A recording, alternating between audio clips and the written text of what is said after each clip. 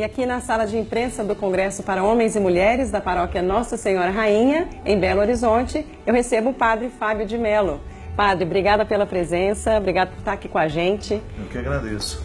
Olha, na sua fala me chamou muita atenção dizer que o cristianismo não é fast food e que nós temos normalmente uma preguiça existencial, que nos impede de ficarmos fortes para exercitarmos alguns crivos necessários. Qual que é o caminho para a gente conseguir ter discernimento sobre quais são os crivos e como exercitar? A experiência do autoconhecimento deveria ser natural em nós, infelizmente não é. Pela própria estrutura social que pouco favorece a reflexão das questões que são mais essenciais em nós, por termos um dia a dia muito fútil, então nós muitas vezes ficamos privados desse autoconhecimento. E naturalmente perdemos o crivo de identificar o que de fato corrobora o que somos e o que dificulta o que somos. Eu acho que essa questão da identidade cristã, ela ainda complementa com uma responsabilidade a mais, porque num primeiro momento eu preciso saber quem sou eu, já é difícil saber, e depois eu preciso ainda acrescentar o cristão que eu posso ser, que já é um pouco mais, dar um passo além nessa fecundidade. Eu costumo dizer, tenho insistido muito nisso, eu acredito que nós somos muito superficiais, como comunidade humana, não estou falando nem como religiosos não. Estamos cada vez mais inseridos num contexto social onde a reflexão tem sido muito difícil. A própria substituição da cultura pelo entretenimento, nós estamos muito necessitados de entretenimento e cada vez mais indispostos aos ritos que nos aprofundam.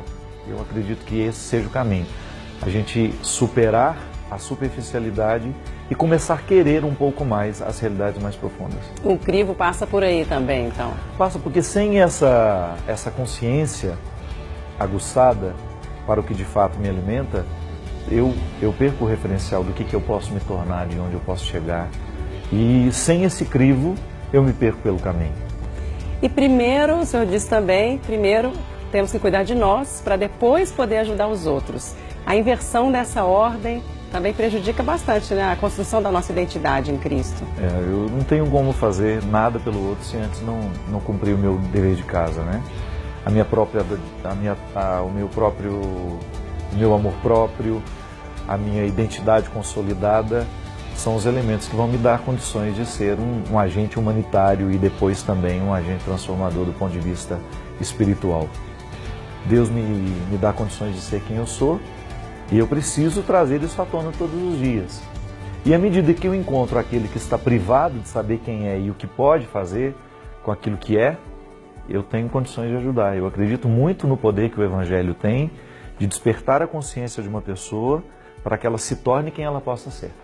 Nesse sentido, a religião pode atrapalhar o caminho? Pode. Eu acredito que quando o discurso religioso ele não favorece o autoconhecimento, quando ele não nos coloca diante de um Deus que nos interroga, mas de um Deus que pode ser comprado, de um Deus que pode vender graças e favores, a gente fica muito privado da verdade.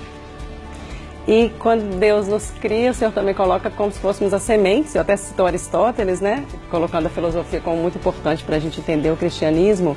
Então, na nossa semente estão contidas todas as possibilidades. O que na sua opinião, atrapalha tanto as pessoas de realizarem plenamente o seu potencial? Eu acho que é, às vezes, um descuido de estar no lugar errado, vivendo a situação errada.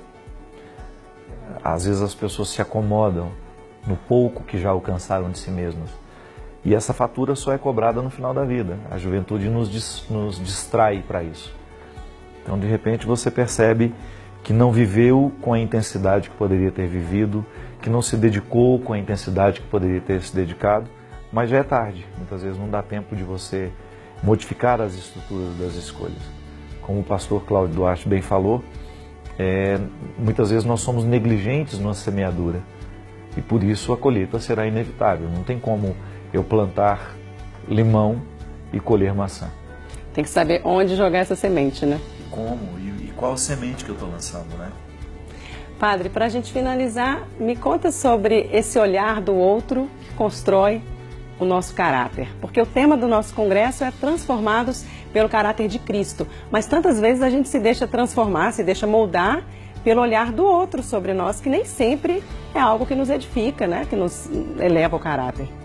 Olha, eu acho que é um cuidado que a gente precisa ter. Quem tem autoridade afetiva sobre nós?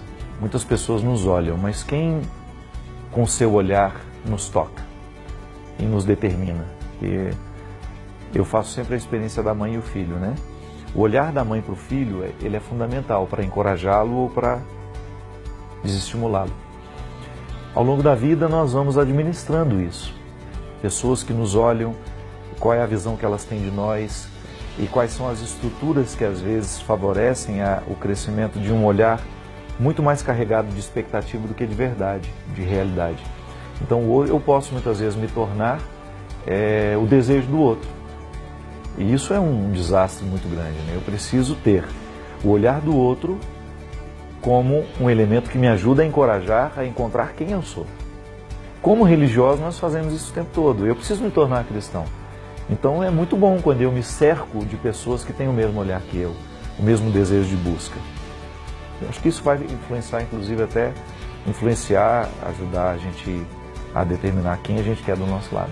Na sua história, pessoal, que olhar te incentivou, te jogou para frente? Que olhar você pode... Padre Léo foi fundamental na minha vida por ter me olhado de um jeito muito semelhante ao modo como Jesus me olha.